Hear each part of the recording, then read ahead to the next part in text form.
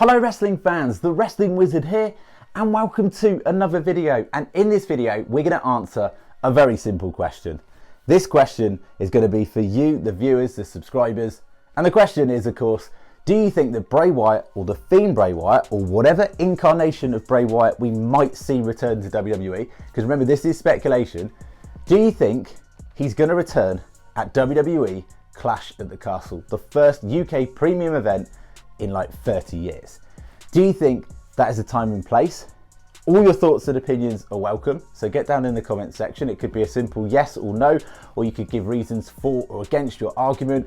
But one thing I will say, if you've answered yes, like this video, and also give your reasons why you'd like to see him come back then and how you would book him as well, because that'd be really cool to hear your thoughts and opinions. A lot of you are absolute creative geniuses, and I love hearing your ideas, so they're more than welcome. Now, before we get into that, we've obviously got to address the elephant in the room. You know there's going to be some keyboard warriors coming on here going, well, ha ha ha ha, all the times that you predicted Bray Wyatt returning, and he never returned. He never returned at SummerSlam and all the previous events. Yeah, he didn't. But as a fan, and a lot of you are fans of Bray Wyatt, some of you aren't, we're going to want him back, aren't we? And I've always had a gut instinct, and I've always gone with my gut instinct, that Bray Wyatt is going to return to WWE at some point. And now it's looking more likely than ever. Even through, and you've got to remember this, even through the Vince McMahon era, the idea of bringing back Bray Wyatt post WWE release was pitched. It was brought up. And Vince McMahon himself had reservations about it, but a number of members within creative pitched the idea of potentially bringing him back. Yes, it didn't happen, but it was brought up in conversation, so you can't ignore it. Now, Triple H is hell-bent on getting Bray Wyatt to WWE, if he hasn't already. If Bray Wyatt hasn't already put pen to paper on a contract now, we don't know. But we can assume there's a genuine chance that he could return. Now, when it comes to return with Bray Wyatt, I don't want to know that that return's coming up. I want it to be a surprise, a genuine shock. I want the eyeballs popping out reaction, just like the guy in WrestleMania 30. Remember that guy? His genuine reaction to The Undertaker having his streak broken by none other than Brock Lesnar. You remember that? I want to be that guy with the eyeballs popping out. The very fact that I'm going to be at Clash at the Castle, of course I'm going to be biased. I want to see him there. I want to see him show up. And my heart really tells me, yes, he's going to be there. But my gut tells me he may not. And that's cool. I'm kind of sitting on the fence on this one. I'm neither yes or no, because I want to be surprised, essentially. I want that surprise element. So I don't want to go in there expecting it. It doesn't happen. I'm disappointed, right? I want to go in there thinking there's a chance, and if it actually did, then I'm just going to like lose my mind. And that's the way it should always be. There's kind of breadcrumbs, much like the Cody Rhodes situation. We all felt that he was going to be there, but until he actually showed up, we couldn't react, could we? Because it wasn't there in front of us, right? So that's very much where I am on this one.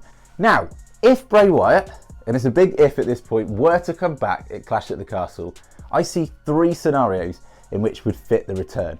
And the first scenario is one that's very popular amongst a lot of you subscribers, is go after Roman Reigns, get revenge.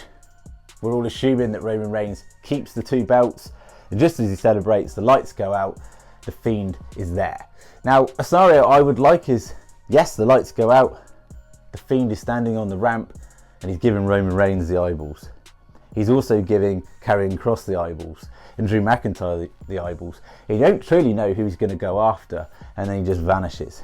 The crowd go absolutely insane because Bray Wyatt's back, and it has that mystique, that aura about it. That also gives Bray Wyatt behind the scenes more than enough time to create some magic longer term. Be methodic, be strategic about the plan. I don't want the Fiend just to come in, ruin Roman Reigns, take the belt, because then where do you go from there? I like the idea of the Fiend tormenting Roman Reigns through several months, maybe several versions of Bray Wyatt, like similar to the Three Faces of Foley. I've got a video coming up on that very, very soon. But I don't want to see him immediately, like just go after him, take the title. It just makes no sense longer term. Where do you go from there?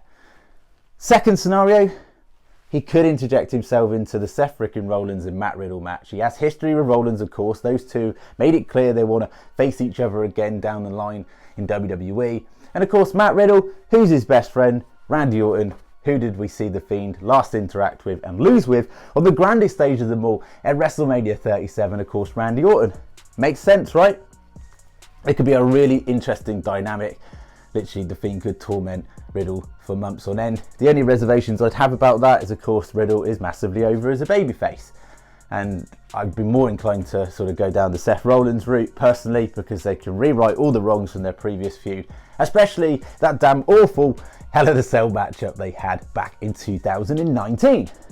Third case scenario, Miss Bliss, Alexa Bliss. This is probably the more unlikely scenario, but if you're going to follow up past storylines and give answers to that, then it would make sense to go after Bliss.